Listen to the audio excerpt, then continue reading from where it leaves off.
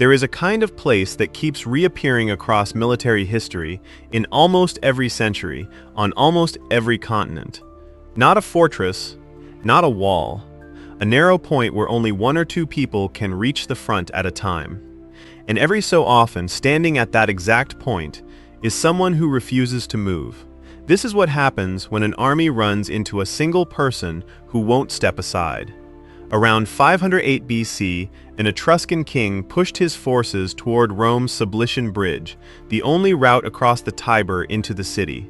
As Roman defenders fell back in retreat, one officer, Horatius Cocles, stayed. Tradition says two companions briefly held the narrow crossing with him while engineers tore the bridge apart from the Roman side. When the structure was nearly gone, his companions pulled back. Horatius stayed alone, an army in front of him, a collapsing bridge behind him, a river below. One version says he swam back to safety and was honored with land and a statue. Another says the river took him. Ancient writers disagree, but the tactic is sound either way. One defender on a bridge narrow enough to funnel an army into single file can buy a city time it desperately needs. 16 centuries later, a strikingly similar scene plays out in Japan. Late in the 12th century, Commander Minamoto no Yoshitsune was being hunted by his own brother's forces, traveling with a warrior monk named Benkei. In 1189, at Koromogawa, the pursuers finally surrounded them with no escape route left. Yoshitsune withdrew to prepare for the end. Benkei took the only job left, block the single approach so nobody could reach his master. Attackers came again and again. He held. Legend says the enemy grew so unwilling to close the distance that archers struck him from range instead, arrow after arrow, and still he didn't fall.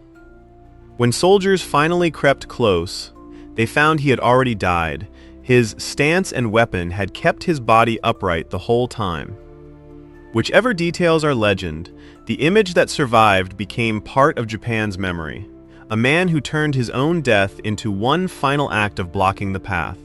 In 1797, the pattern shows up again in the Alps, where French General Thomas Alexandre Dumas, later the father of novelist Alexandre Dumas, was fighting Austrian forces near a bridge over the Isaac River.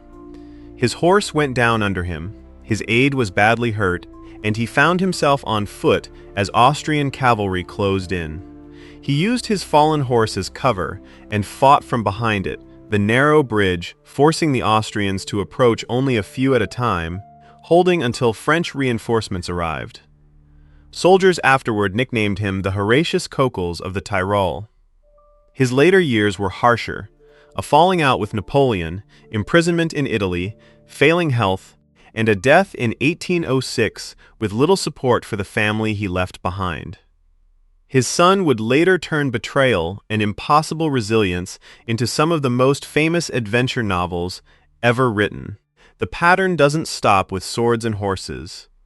In 2010, in Afghanistan, Acting Sergeant Diprasad Pun of the Royal Gurkha Rifles was alone on a rooftop checkpoint when a dozen or more insurgent fighters surrounded the position at night. Believing he wouldn't survive, he fought back with everything he had: hundreds of machine gun rounds, rifle magazines, and grenades, until an attacker climbed onto the roof beside him, and his last improvised weapon, a sandbag, burst uselessly in his hands. He tore the tripod off his machine gun instead, and used it to drive the man back. After 17 minutes, the assault broke apart, and the 3 soldiers sheltering below him survived. He later received the Conspicuous Gallantry Cross. 65 years earlier, in Burma, Lahiman Gurung of the 8th Gurkha Rifles guarded a jungle path leading straight into his platoon's position when more than 200 Japanese soldiers attacked at night. Grenades landed in his trench. He threw the first 2 back before they went off. The third detonated in his hand, tearing apart his fingers and badly wounding his arm, face, and body, while the soldiers beside him were also hurt. Alone and sitting on the only path the attackers needed, he loaded and fired his rifle left-handed for roughly 4 hours. By morning, 31 enemy soldiers were found near his position, and the line had held. He received the Victoria Cross and lived until 2010.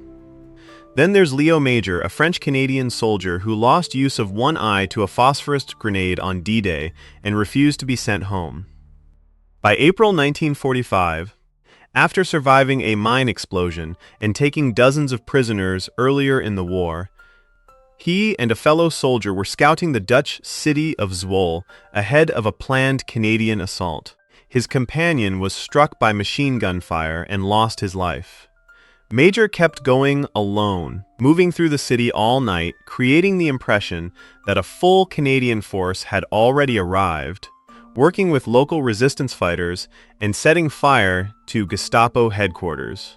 By dawn, the German garrison had withdrawn, and Allied forces entered Zwolle without the bombardment that had been planned, sparing a city of 50,000 people.